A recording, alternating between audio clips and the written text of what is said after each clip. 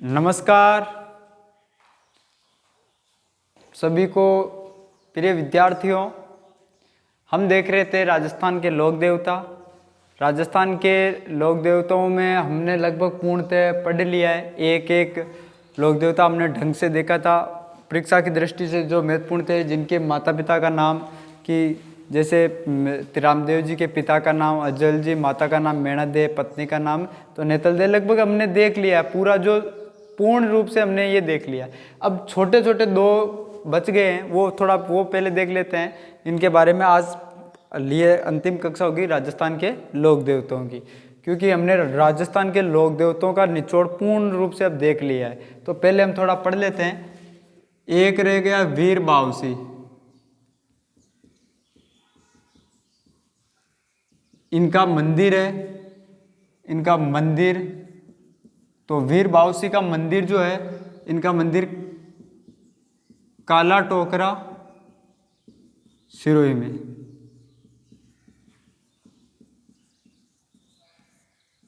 इनका मंदिर काला टोकरा सिरोही में है।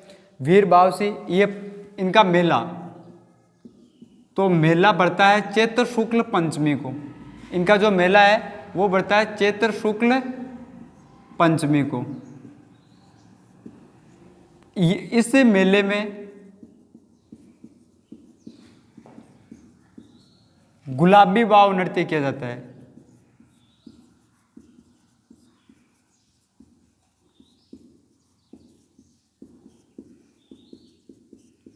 वैसे हम पढ़ेंगे नृत्य, हम पढ़ेंगे जो ये नृत्य है राजस्थान की कला संस्कृति में नृत्य, लोक नृत्य एक अलग से टॉपिक है, उसमें हम पढ़ेंगे ये गुलाबी वाव नृत्य पढ़ेंगे वैसे। लेकिन ये नृत्य है ना, ये सिरोही का प्रसिद्ध है। और किस मेले में किया जाता है? तो ये वीर बावसी के मेले में ये किया जाता है। तो मंदिर तो काला टोकरा सिरोही में है। मेला तो चैत्र शुक्ल पंचमी को इस मेले में गुलाबी वाव नृत्य किया जाता है।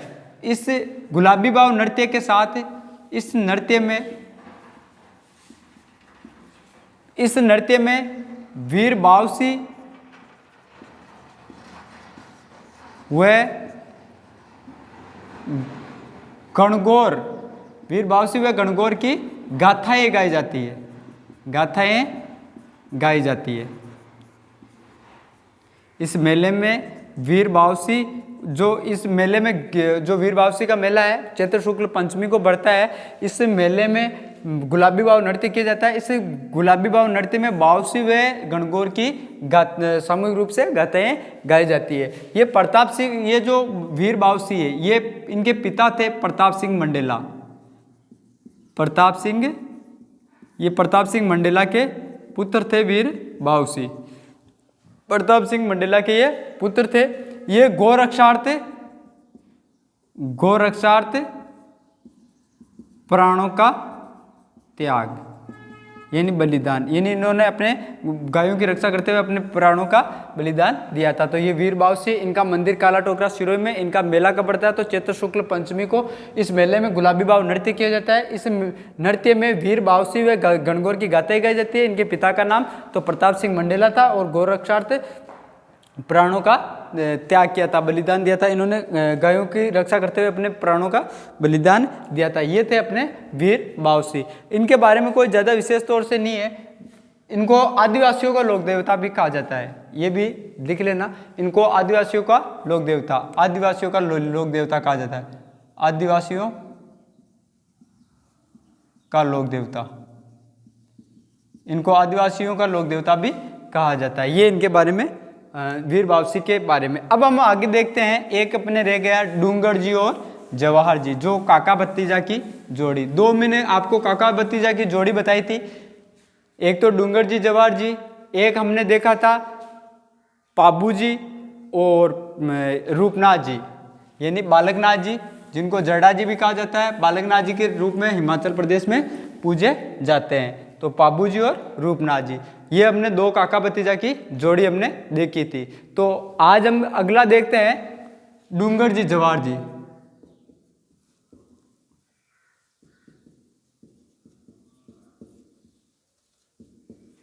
डूंगर जी जवाहर जी, इनका मूल नाम तो बलजी और बूढ़ जी। बलजी और बूढ़जी। इनके मूल नाम यानी इनको जैसे डूंगर जी का तो बलजी और इनका जवाहर जी का बूढ़जी, इनके मूल नाम थे, मुख्य नाम। डूंगर, ये जो जवाहर जी है, जवाहर जी बटोट गांव सिक्कर, बटोट गांव सिक्कर के जागीरदार थे, जागीरदार थे। ये बटोट गांव सिक्कर के जागीरदार थे। दोनों काका भतीजा थे, डूंगर जी और जवाहर जी। डूंगर जी ये पाटोदा गांव से थे। इनकी जाति तो ये शेखावत थे, शेखावत राजपूत। जो डूंगर जी है, डूंगर जी शेखावाटी ब्रिगेड में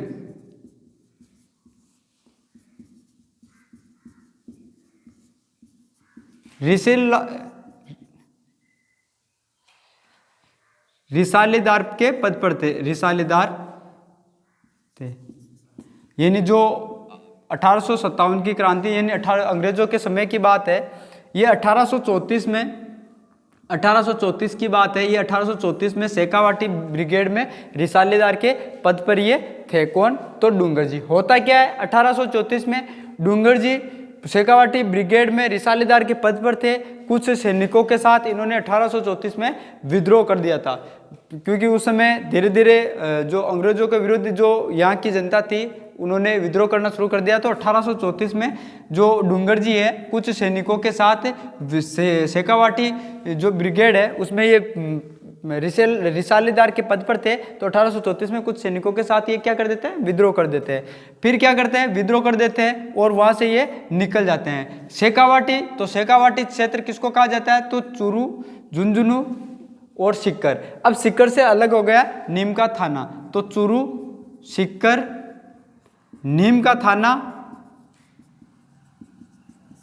और झुंझुनू, इस क्षेत्र को शेखावाटी कहा जाता है। तो ये क्या है कि इन शेखावाटी ब्रिगेड में रिसालेदार थे। 1834 में कुछ सैनिकों के साथ में ये क्या कर देते हैं, विद्रोह कर देते हैं और यहाँ से ये निकल जाते हैं। ये निकल कर ये जोधपुर की साइड में पार हो जाते हैं। 1838 में ये क्या करते हैं, अपने ससुराल आते हैं जड़वासा अजमेर में जड़वासा गांव में इनका ससुराल था डूंगर जी का। तो डूंगर जी 1838 में ससुराल आते हैं जड़वासा। यहाँ इनके साले थे भैरव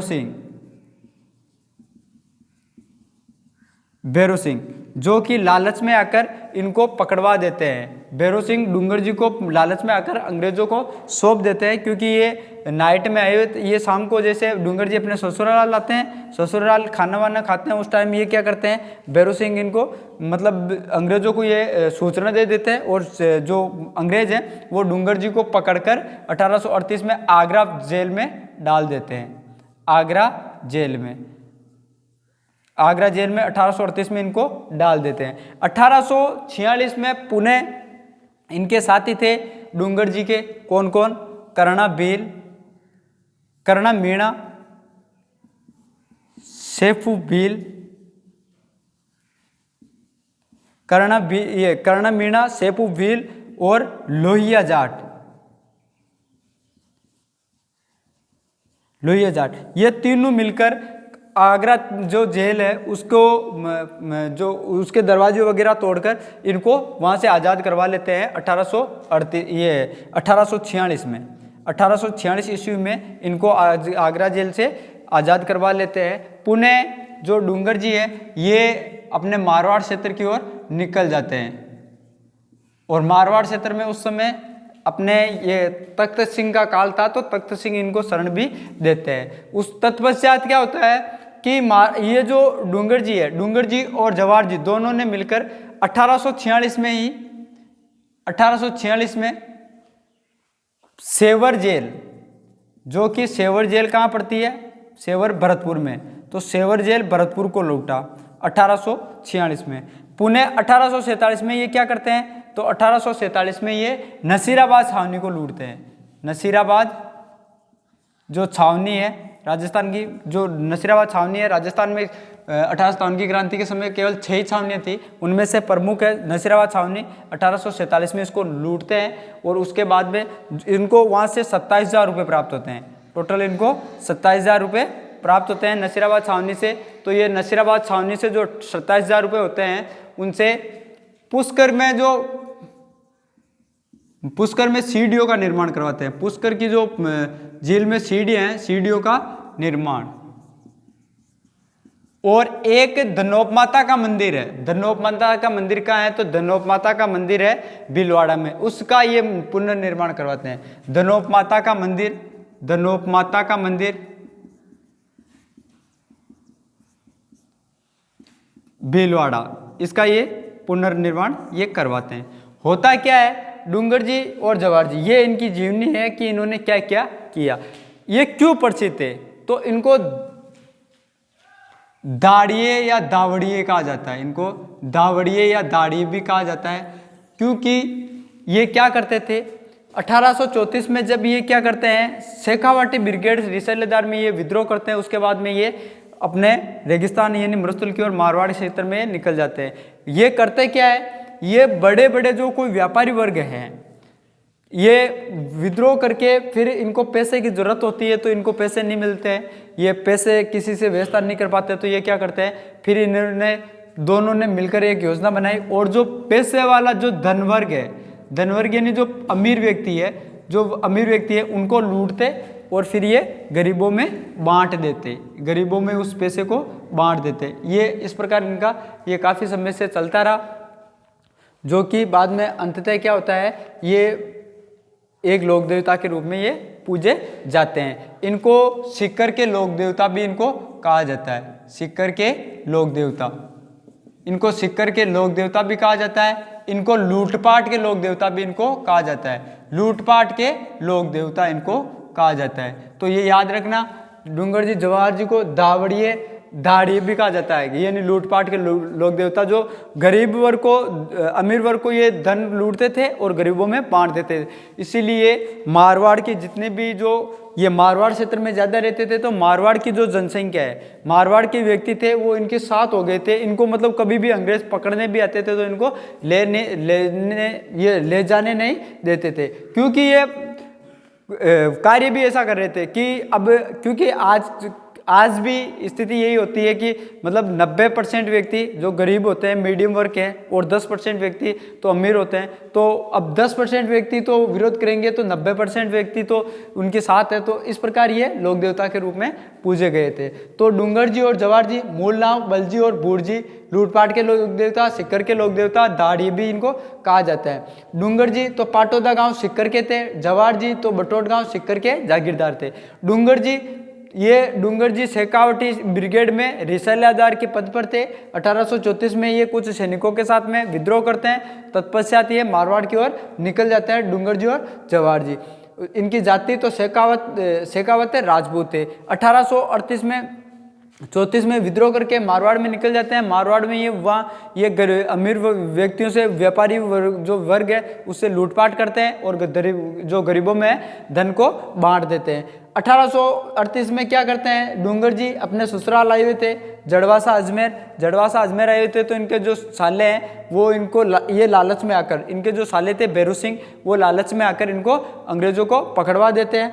1846 में ये जो कर्ण मीणा, सेपू भील और लोहिया जाट, ये तीनों मिलकर और इनके अन्य जो साथी थे मिलकर आगरा जेल में इनको जहां कैद किया गया था वहां से छुड़वा कर लेके आ जाते हैं 1846 में। 1846 में ये पुणे सेवर जेल भरतपुर को लूटते हैं। 1847 में ये नसीराबाद छावनी को लूटते हैं। नसीराबाद छावनी को लूटे थे 1847 में, वहाँ इनको 27,000 रुपये प्राप्त हुए थे। उससे इन्होंने धनोप माता का मंदिर बनवाया था, उसका पुनर्निर्माण करवाया और पुष्कर में जो सीढ़ियाँ हैं उनका इन्होंने निर्माण करवाया था। तो ये हो गए अपने डूंगर जी और जवाहर जी। तो डूंगर जी और जवाहर जी तो हमने ये लिख भी लिया होगा साथ का साथ, अब इनमें कुछ खास नहीं है। तो डूंगर जी और जवाहर जी तो लूटपाट के लोक देवता किसे कहा जाता है, तो डूंगर जी और जवाहर जी को। सीकर के लोक देवता डूंगर जी जवार जी के नाम से, इनका मूल नाम तो बलजी और बूढ़जी। जवार जी तो बटोट गांव सीकर के थे, ये जागीरदार थे, और डूंगर जी पाटौदा गांव के थे, दोनों काका भतीजा थे।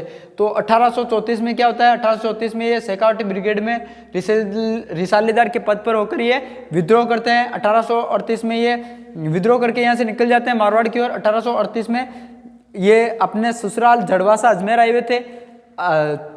यहाँ इनके साले थे भैरू सिंह, जिन्होंने लालच में आकर इनको अंग्रेजों को पकड़वा दिया था। अंग्रेज इनको आगरा जेल में बंद करते हैं। आगरा जेल में ये फिर 1846 में कर्णा, मीणा, सेपू, भील, लोहिया, जाट की सहायता से ये पुनः आज़ाद होते हैं। 1846 में ही सेवर जेल भरतपुर को लूटते हैं। 1847 में नसीराबाद छावनी को लूटते हैं। 27,000 रुपये प्राप्त होते हैं। उनसे इन्होंने पुष्कर में सीढ़ियों का निर्माण करवाया। धनोब माता का मंदिर जो कि भीलवाड़ा में, उसका पुनर्निर्माण करवाया था। इनको सर्वाधिक क्यों पूजा जाता है, क्योंकि ये जो अमीर वर्ग है, यानी जो व्यापारी वर्ग है, उसको लूटकर गरीबों में ये धन को बांटते थे। इनको दावड़िये कहा जाता है, यानी लूटपाट के लोक देवता जिनको कहा जाता है। तो ये अपने थे डूंगर जी और जवार जी। हमने ये भी पढ़ लिया, वीर बाव से पढ़ लिया, यानी अपने लोक देवता अब कंप्लीट हो चुके हैं। अब हम थोड़ा मैं थोड़ा आगे की ओर बता देता हूँ। अब लोक देवता अपने कंप्लीट हो चुके हैं पूरे। तो हम देखते हैं, जैसे हमने पूरे लोक देवता देख लिए कि भाई कौन सा लोक देवता क्यों प्रसिद्ध हुआ, ये भी हमने देखा है, उसकी पूरी कहानी भी हमने देखी है।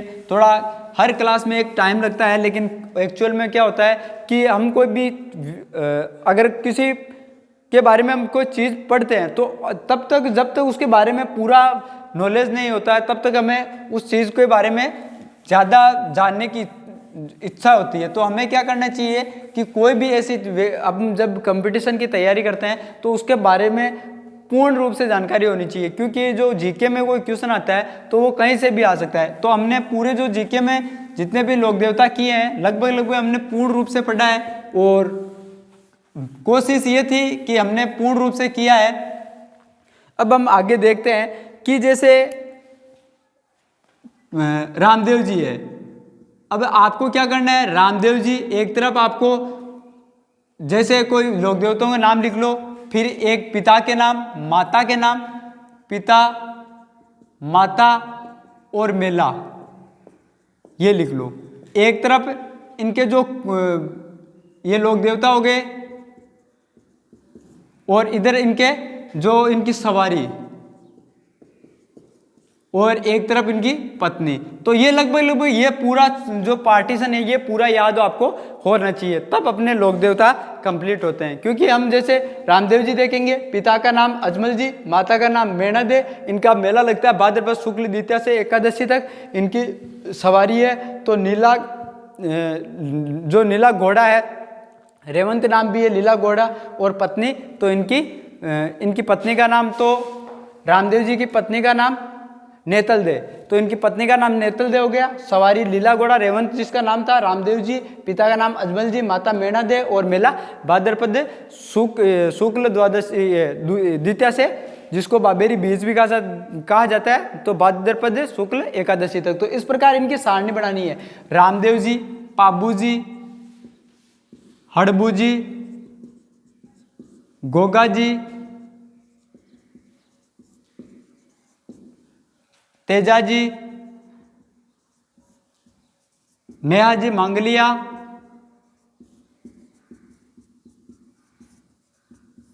मल्लीनाथ जी,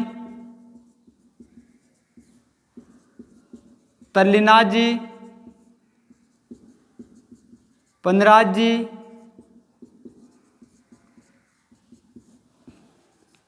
बिग्गा जी, केसरिया कंवर,